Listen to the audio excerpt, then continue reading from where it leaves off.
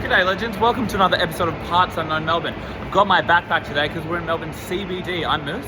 And I, of course, am Gandalf. We're here to show you the best places in Melbourne to eat, sleep, drink, everything in between. The only thing is, we don't know where it's going to be. We're just have a little walk around and see what tickles our fancy. Let's get into it. I drank my beer and I put it down. I climbed Eureka and I looked around. And I turned to Moose and Gandalf and asked where to go tonight. Can I get a suggestion for where to dine?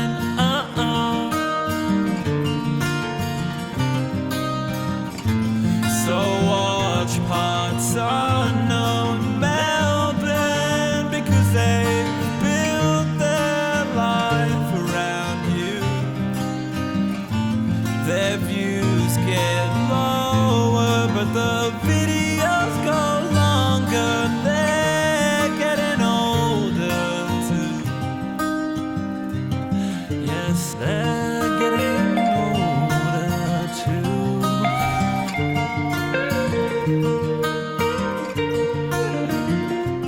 Just off Little Collins Street, near De Grave Street, but not quite, you'll find Hell's Kitchen. No, it's not Gordon Ramsay's Hell's Kitchen.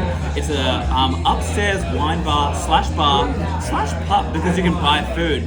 It's in one of Melbourne's very numerous hidden alleyways. Being a lifelong fan of Gordon Ramsay and his food, I was so excited to come here, and it's good to see that he hasn't cheaped out on the prices. A lager goes for only $13.40. Now, 12-step program. Completed it, mate. So let's have a first sip. Lovely drop. Gordon, thank you. You wouldn't see Jamie Oliver do that. Now, the mood lighting here at Hell's Kitchen is very chill. So this video might look a little bit dark, but that's okay. Just tuck up under the covers, get cozy, and watch your favorite episode of Parts Unknown Melbourne with Moose and Gandalf. It reminds me of the Seinfeld episode where Jimmy's got the girlfriend who he sees her in different lighting. I feel like this bar is very inspired by the song Chandelier by Sia, because there's lots of chandeliers here. But they missed a crucial element of that. The title Sia. I can't see her in here because it's so dark. Hey guys, just wanted to quickly jump in. Obviously, we all saw those atrocious things the Inspired Unemployed said the other week at that event they were speaking at. From Parts Unknown Melbourne to the Inspired Unemployed, come on fellas, you're better than that. Your videos are actually really awesome, so just keep doing what you do best. I think the TV show's a hit. Just the red wine for me tonight. Melbourne's known for two things, coffee and wine, and alleyways. But just the red wine, because it's you feel very fancy up here at an upstairs wine bar. So to all those who are asking, yes, I had my field date the other week, went well. I'm going to see him again. They're pretty Old Testament, is what I'll say. But yeah, it went well. Oh, this is awesome, but we're going to need some help. We're going to throw over to the Maya Window Men to tell us their predictions for next Christmas's Maya windows.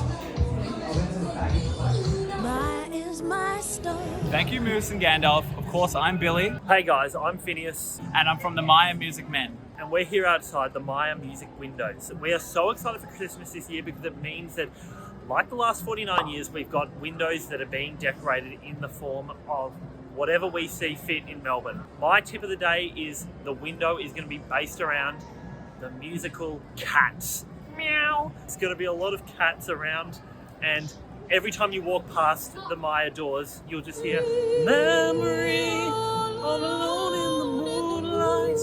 That's my prediction. Now, I'm going to be a bit different to Phineas today. What I think is going to happen is we're in the age of companies merging together. I think Maya and David Jones are going to merge to do a split showing of their windows. Now, I too agree that it'll be of Cats, but I will think it will be in Maya and David Jones. And I think they'll start a trend throughout the years. It'll go down to Windsor Smith and maybe even Rebel Smith. We've been Billy and Phineas from the Maya Windows Men. Back to you, Moose and Gandalf. Thank you so much to Phineas and Billy from the Maya Window Men telling us their best predictions on what the Christmas Maya windows will be. We're going to throw it back to Moose and Gandalf from Parts Unknown Melbourne. Thank you guys. There's an old expression, you may be lonely, but you're not alone. Well, I wouldn't say that's the case if you're here. This is definitely a place that would be a great date night vibe. You come here on your own, people are going to start looking at you going, what the hell? I'm not going to sugarcoat it. 2001 was a very big year depending on where you lived in the world. However, here at Parts Unknown Melbourne, we can only speak locally. That's why I want to talk about Hell's Kitchen, which actually opened in 2001, before Melbourne alleyways were a thing. Yes, since 2001, Hell's Kitchen has been serving coffees, pints, and even burgers, pasta, pizza, and meatballs. For the lunchtime rush, or also if you want to duck in for a little pint at nighttime. Hell's Kitchen, Parts Unknown Melbourne's tick of approval. You know, there's been a lot of talk about Melbourne's alleyways in recent news. Isn't it interesting that it's always called an alleyway? Like it's never called an alley avenue, never called an alley street, never alley road. Alley road? I feel like listening to the Beatles for some reason. The only constant in life is change. How many times have you been to And taxes. How many times have you been to a bar or restaurant and you've seen that they've got like a menu and it's been laminated, so they're not getting rid of that. They've got, you know, writing on the wall, it's printed on, they're not getting rid of that. What I really love about this place is the fact that they've got some of the drinks on a chalkboard. They can rub that out when they want, provided they've got a tissue. It also takes me back to being a child. Yes, a lot of you people may have grown up on the whiteboard side of things, but before that we had chalkboards. Whiteboards. That always reminds me of how there'd always be a little grommet in the class who would grab the permanent marker and write on the whiteboard, and everyone thinks, well, that's there for the rest of the time. And then there's always some little young Sheldon there who says, no, if you use a normal marker over the permanent marker, you can then rub it out. Bazinga. I tried to think about what an equivalent of that would be to nowadays. Bazinga. I think maybe if someone uploaded a compromising photo of you and you say, that's AI, and it wipes it out completely.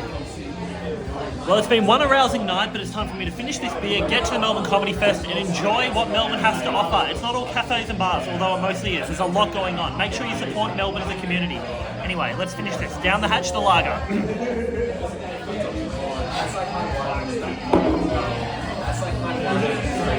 I swore, after having IPA, I said I'm never going back to lager. But we're back on it, and it was fantastic. Let's go and give you our final thoughts outside.